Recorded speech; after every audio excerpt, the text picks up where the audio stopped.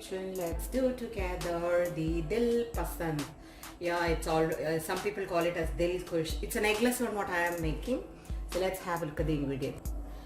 These stuffs you can find in the bakeries during evening around 4 o'clock. You go, they just make it very hot, and it's available during the tea time.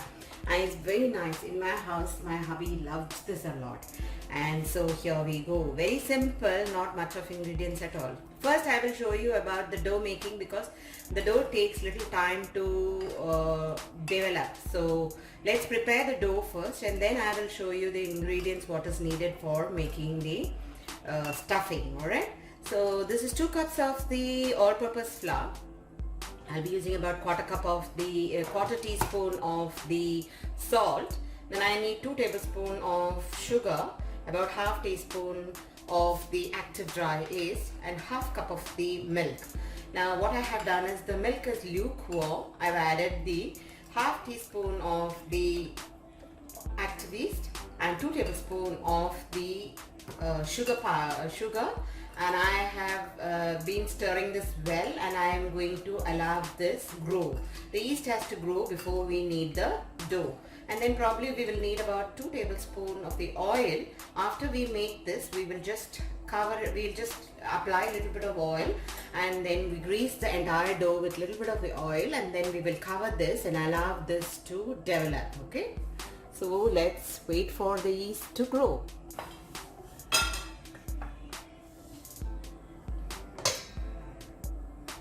I'm gonna add this mix.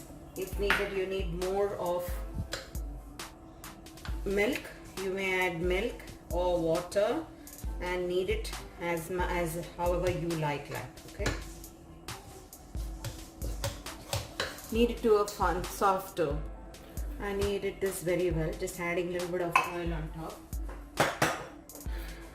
just to cover this very well so that it doesn't form any thick one kind of a layer it will form. I don't like that skin will become dry, so that's the only reason I'm just doing that.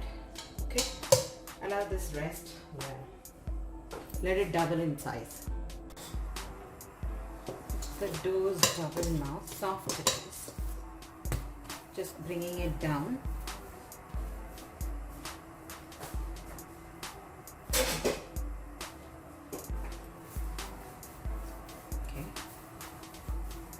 Very soft the dough is now. We'll make it into 2 portions. One will be little less than the other one. Okay, we are going to keep both in the same measurements. I'll just show you now.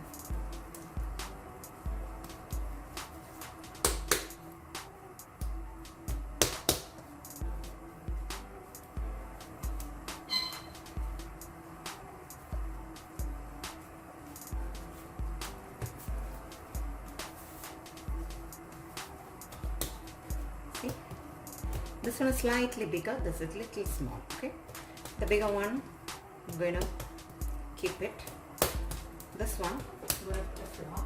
For the filling I need about 1 cup of the coconut, and you can use desiccated coconut. I'll tell you what I have done is I have taken quarter cup of the fresh coconut. Here if you see down is the fresh coconut, about half cup of the normal dry desiccated coconut. So what it will do is it will balance both the moisture from the coconut and this. So I like to use, I always do it like this, so it gives a good texture. And then I have added about quarter cup of the powdered sugar. Then I have added some pista pieces and some almonds here. Keeping in point of view the health only, I have avoided cashew. In case you like cashew, you may add cashew as well. So in my case I don't want to add cashew, I have not done it. And then I have here the tutti frutti, which is available in the market, which I have got. I have not made this, it's a market store bought one. I'll be adding half cup into this.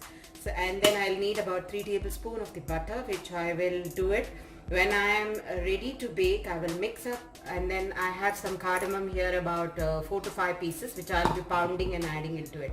So when I am ready to bake, I will just mix it then, and then immediately I will stuff this into the Dil Pasand, and then I will bake this. Round it like this.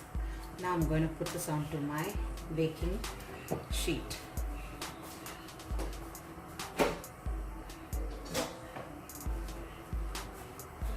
I'm using a tray like this. If you have a baking tin which you can take the size of this, then you can use that as well.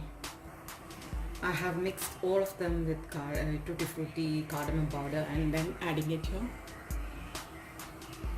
After you spread on that, now you work on the other one. Now this will be little longer than the one what we have placed down. That's why we want little more than the other. The dough is little more than the other one. Okay, nicely make around. I took the other roundel. See, I made this roundel and I have just put it on top of it. My camera went off. I didn't notice. And then just tuck it inside and press it. The whole idea what we are doing this is that the filling should not come out when we are baking it. Okay, like that. Nicely cover it up. I have covered it up like this now, and I'm now just going to wait for another 30 minutes or 1 hour until this rises up a little more. So I'm just going to cover this up and keep. Now the Dilkush is nicely fluffed up. I've left it to rise again. So what I have done is given a milk wash here just to make it look nice golden, and then now I'm going to put it at 180 degrees for about anything between 20 to 30 minutes. I will have a look and then I will do it. Before I put to the oven, I just want to give it a cut here so that in case it doesn't fluff up like too much, and there is some air pockets, everything to nicely come out through this and to get cooked. Otherwise what happens is it bloat up like this. Okay, and I'm going to cook this at 180 degrees for about anything between 20 and 30 minutes, and thereafter, after we take it out, we will take some butter and then on top of it we will just rub the butter through. That will be done. So let's put it for baking. 20-25 minutes for me to arrive here, and I'm done with this, so I'm allowing it to cool and then we will cut it down. It is so nice, I can't tell you.